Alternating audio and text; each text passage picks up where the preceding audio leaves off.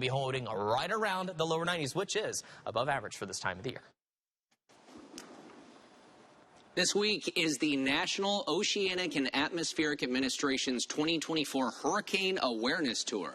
Yeah, and hurricane experts are trying to raise awareness of the impacts from a hurricane and the dangers of being caught off guard without a plan.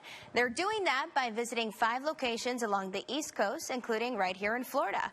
NBC2 Chief Meteorologist Allyson Rae is live in Central Florida at the Orlando Sanford International Airport.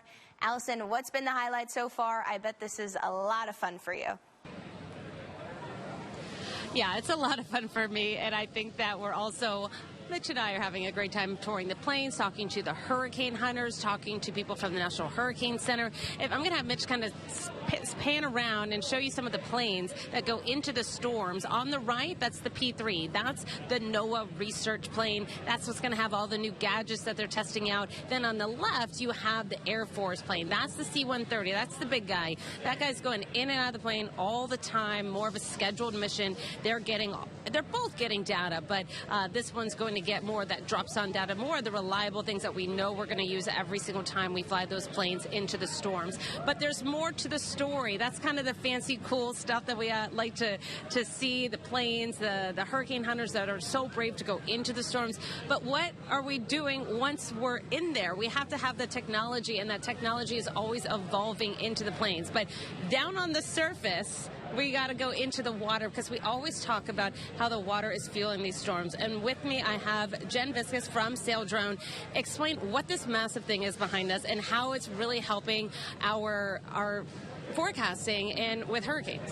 So this is a Sail Drone Explorer. It is a 23-foot uncrewed surface vehicle, or effectively an autonomous sailboat. We sail out into the ocean. NOAA AOML tells us the areas where they're most likely to intercept a hurricane, and we hang out there. And when there's a hurricane coming towards us, we sail toward it. We can collect data at the air-sea interface from under the ocean into the atmosphere. So that really links everything that's going on in the atmosphere and down deep in the ocean.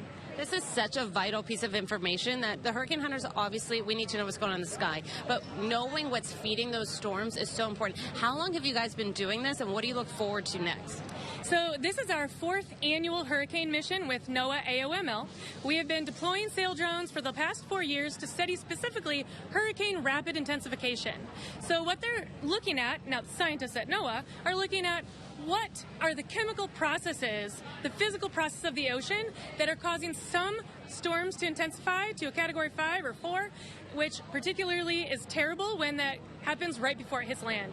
And you notice some things with the salinity changing. What also you mentioned was interesting is this goes beyond hurricanes. You're also giving this information for our carbon footprint across the world.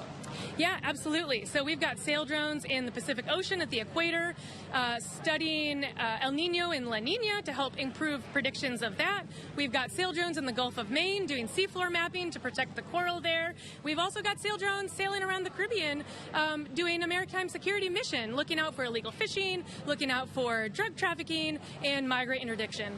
Great. Thank you so much, Jen, for your time. Yeah, so this goes beyond the air, goes into the water, and more technology. So coming up later on today, we're going to give you a little bit of behind the scenes of what goes on with these planes, talk to some of the hurricane hunters, and also with the National Hurricane Center, what they're looking forward to, and their big message for us here in Southwest Florida this year. For now, we'll send it back to you guys. I'm Chief Meteorologist Allyson Rae in Orlando. Alrighty, Allyson, thank you. Well, in your NBC2 Alert Center, we've got some unfortunate breaking news out of Buenos Aires. We have a passenger train as well as a cargo train that have collided, if we can take this full, but it's right here in this overpass that I want you to pay attention to. You can see the 2 trains. It looks like they fell apart, but no, those 2 collided there. This is outside of Palermo. There are about 60 people who have been reported hurt. You're seeing first responders here this afternoon.